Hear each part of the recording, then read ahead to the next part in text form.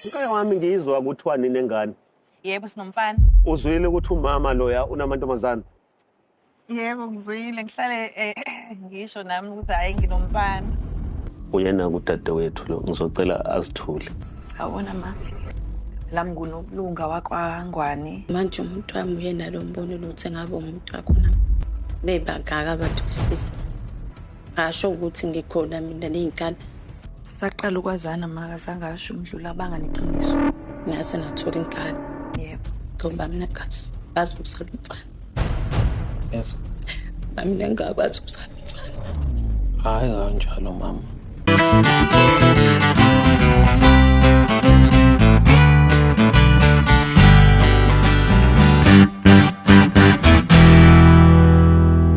You know what, guys? One thing I literally noticed on Mnakwethu is ukuthi wives instantly become cold and annoyed when they see Mseleku walk in with their husbands. It's just incredibly heartbreaking to see women being ambushed on national television with deeply personal and painful news.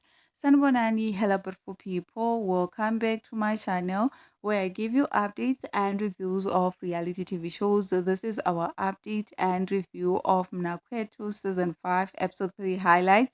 So please watch until the end of this video because as usual, I've got a lot to unpack. Let's dive into it. So on yesterday's episode, we got to see a 30-year-old man called Sanile from Mzinyati. Sanile is married to Nokwanda and they have been together for 13 good years. Sanile called Ubaba Mseleku to help him convince Nokwanda to allow him to take a second wife in order to grow his lineage. With Nokwanda, they only have daughters, so Sanile said he is scared that when the daughters get married, his family home will be left empty whilst Yena and the potential second wife, Umangwane, they already have a son who is his heir. At the same time, we got to see the potential second wife. She said she's from Emuzumbe and she is aware that Umamkulu has daughters, and she always reiterates that she have a son, so she think she have already won against Mamkulu when it comes to the issue of children. Meanwhile, Baba Mseleku added ukuthi he didn't want to pretend not to know what having a son means. He went further to say daughters, they don't carry lineages. Okay, so guys, I personally think the situation is highly toxic and emotionally destructive and also culturally manipulative for Umamkulu. Number two, claiming that she won simply because she bore a son, reduces women to mere incubators for male years. Also, the I won mentality implies that the first wife's daughters are inferior, creating a toxic environment where the children are taught their worth is tied strictly to their gender. This second wife is very arrogant. She is arrogant, and her arrogance shifts the dynamic from a supportive sisterhood to an aggressive competitive background.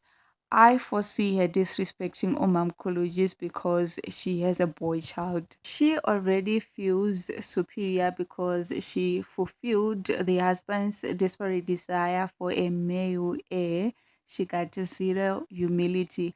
Moving on with the highlights of the show, on the last segment, we saw Mseleku informing the first wife that her husband was asking to take a second wife. The wife explained to Ubaba Mseleku ukuthi Sanile knows what happened with the last woman that he wanted to marry. She went ahead to say she didn't think he would do this to her again. She thought he would consider her feelings because the woman he wanted to take as a second wife before, she created problems after she had accepted her. She owed him to inform her immediately if he were to meet someone else again so that they could both study the person simultaneously. Meanwhile, Ubaba Mseleku fetched Umangwane to meet Umamkulu, and Umamkulu said the way forward she was going to speak to her husband to see what decision they can make about the Isitembu issue. As for Ingane, she uttered that she doesn't mind meeting him and for the husband to perform all the necessary rituals. Okay, so I felt sorry for Umamkulu because at some point she literally shedded tears, and that time she seems like a cool, humble person. The husband ain't a good person. His behavior is a masterclass in cowardice, manipulation, and cultural weaponization. By hiding his relationship with Umangwane and using a television show to ambush his wife, he demonstrated a complete lack of integrity. The first wife, Nokwanda, gave him a clear condition after the previous incident to inform her early so they could study the patient together, but he intentionally hid his affair with Umangwane until a child was born. That's highest level of selfishness and betrayal. The husband claims he wants to practice Isitembu to grow his lineage, yet he completely violated the foundational rule of Isitembu, which is building consensus with the first wife. Sanile disrespected his wife. According to culture, a first wife holds immense power and very rights regarding who enters the family. So Sanele completely cutting his wife Nokwanda out of the vetting process. He stripped her of her traditional authority and humiliated her position. Another thing, he already knew his wife had suffered from a previous situation with another woman. Instead of protecting her peace, he introduced a new woman whom he already has a son with, proving he cares only about his desires and nothing for his wife's emotional well being. It's clear Okote Sanele did not want a traditional, respectful, polygamous marriage. He wanted a loophole to legitimize his cheating, and he used his desire for his son to justify destroying his wife's trust. In conclusion, all I can say is that the episode is a textbook example of how some women act as enablers of patriarchy and male misconduct. By actively participating in the emotional destruction of another woman for personal gain instead of showing solidarity, Umangwane, the potential second wife, chose to weaponize immense flaws against his wife.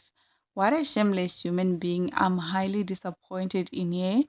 Okay, so before I sign out, there is something Mseleku said about boy child versus girl child. He said he knows the importance of a boy child because the daughters doesn't carry lineages. This statement didn't sit well with me. It reflected a deep-seated patriarchal mindset that often prioritizes male offspring over females under the guise of custom. While it is true that traditional African societies are historically patrilineal, meaning the family name and inheritance pass through the male line, I think the way Mseleku framed this on the episode is highly problematic for several reasons.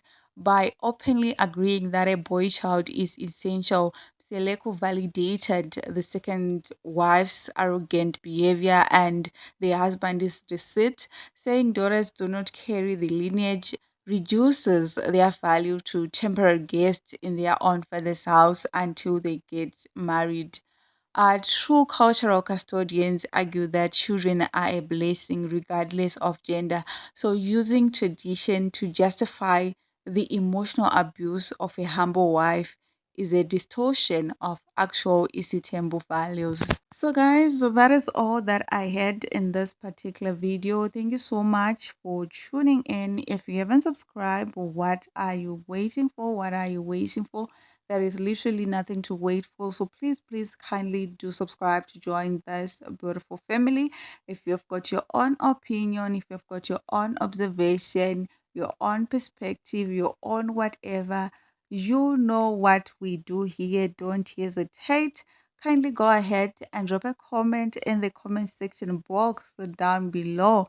Thank you so much once again for tuning in. Don't forget to give a thumbs up and also share it. Bye for now.